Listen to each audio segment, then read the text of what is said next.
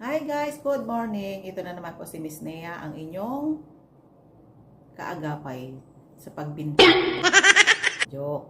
Na-discuss natin nakaraan about doon sa Save Audience kung paano siya i-set up. Then, natapos na rin natin yung paggawa natin ng custom audience. Yung ginamit natin doon ay yung Facebook page. Actually, marami naman yung pagpipilian guys. Yung sinampol ko lang yung Facebook page kasi ito yung kadalasan natin ginagamit. Kumbaga, ito na yung lalo na yung mga baguhan pa sa sabihin natin sa real estate o sa bintahan. Hindi pa sila nakakagawa ng mga website nila o hindi pa nila, kumbaga gamay yung sabihin natin kung paano sila gagamit ng online. Ngayon naman guys, sabihin natin ang tatapi ko sa iyo yung look-alike. Paano sinisit up yung look-alike audience? Bakit napaka-importante ang audience natin guys? Kasi, ganito yan. Gawa nung nasabi ko sa inyo, diba? Yung paggagawa natin ng campaign ads, parang sa pagluluto. Luto na naman tayo.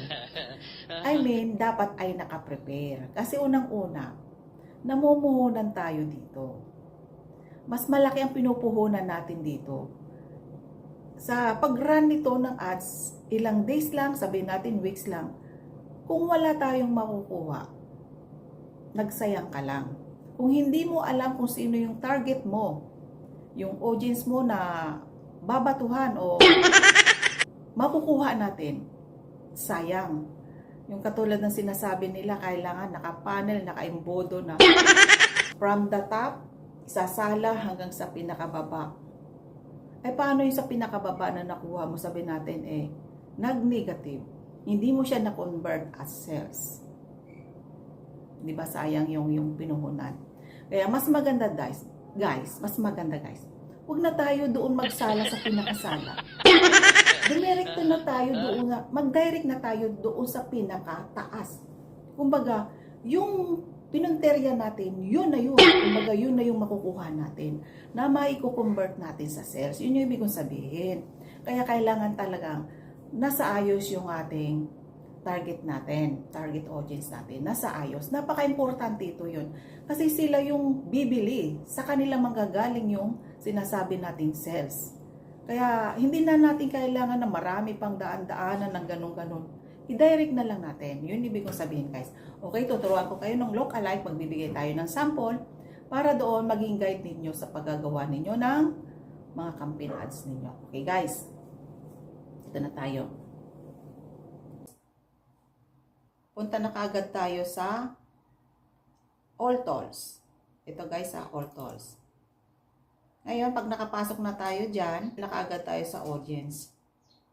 Ngayon, click natin to guys. Yan. Ito na tayo. Dito na tayo sa Create Audience. Open natin yan guys. Tapos na tayo dito sa Custom Audience. Save Audience. Dito tayo sa Look-alike Audience. Ano bang sinasabi ng Look-alike? Basahin natin guys. Reach new people who are similar to audience you already care about. You can create a look-alike audience based on the people who like your page, conversion pixel, or any your existing custom audience. It means, pwede tayong gumawa gamit ang custom audience, pero yung save audience, hindi natin pwedeng gamitin. Yung sinit up lang natin ng custom audience. Click natin ito guys. Yan, tulad ng dati, para may form na naman tayo mai-open. Create look-alike audience. Ito may sinasabi siya, select your look-alike audience source. Create new source. Select audience location. Number of look-alike audience. Mayroon siyang graph. Ito muna unahin natin guys. I-discuss ko muna sa inyo yung select look-alike audience. Yan. Kung mapapansin nyo guys, mayroon siyang pagpipilian. Value-based source, other sources. Itong sa value-based sources, nakukuha natin ito guys sa ating product catalog. Ayan, product catalog. Saan ba yung product catalog nang gagaling? Ito yung sa Commerce Manager natin guys. Doon natin create yung ating catalog. Doon natin nilalagay yung mga items natin. For example, ang benta mo ay sa online business, yung clothing. isa-isa mo yung ina-add doon guys, yung mga items na yon. Yun yung catalog natin. Doon yun nakikreate sa Commerce Manager. Next, other sources natin. Saan natin makuha yung lookalike audience natin? Pwede natin gamitin yung ating mga page. Mamili lang tayo ng page natin na mas mataas yung ating, sabihin natin, engagement natin, yung followers natin. Doon natin yan nakukuha. Bali, ang gagamitin na lang natin guys ay page na lang. Mas madali ito. For example, hanap tayo. Dito, ito, to. Medyo marami-rami na tayong ano dito na engagement.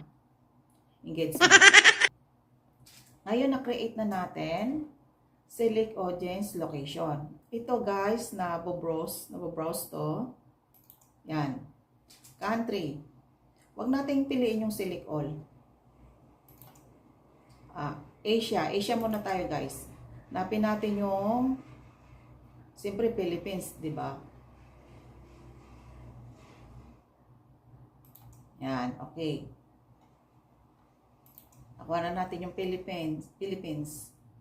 Ngayon, number of lookalike audience. Meron tayong 1 o 1. Ito, yan. Ano ba ang mas maganda rito? 1%, 2%? Sa akin guys ay 1%. Kumbaga 1% it means sulit sa 1% na makukuha mo sila. Kasi pag 2%, medyo marami na yon. Kumbaga marami ng pagpipilian. Kaya 1% lang muna tayo. Okay na yan. Ayan yan. Bali, ang nakalagay dito ay 1,170,000 people na yung sa 1%. Next.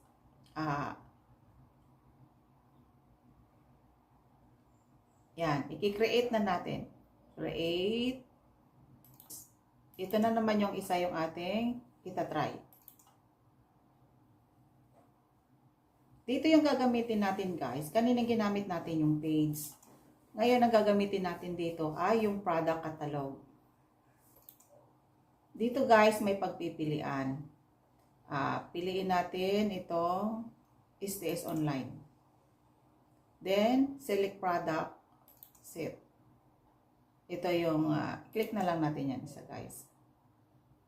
Huwag na itong other event with value. Then, select audience location.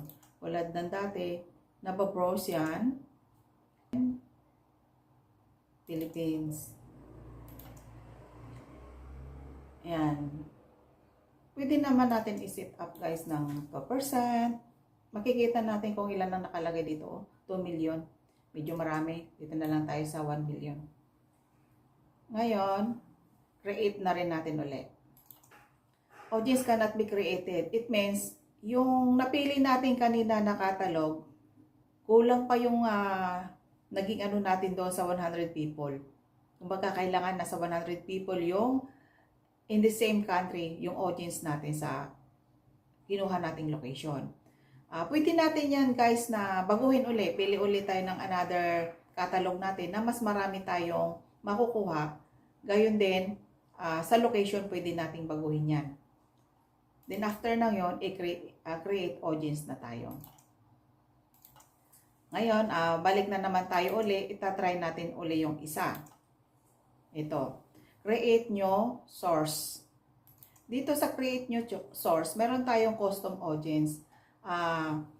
Pwede natin yan gamitin yung nakaraang ginamit natin na custom audience. Pwede natin i-apply yan dyan. Pwede rin yung sa website. Yung mga mapagpipilian, pwede yon.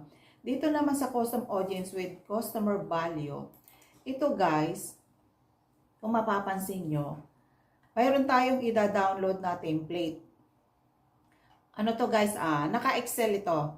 Ilalagay natin yon doon yung mga existing natin na look-alike natin na makukuha natin sa custom audience, pwede yon.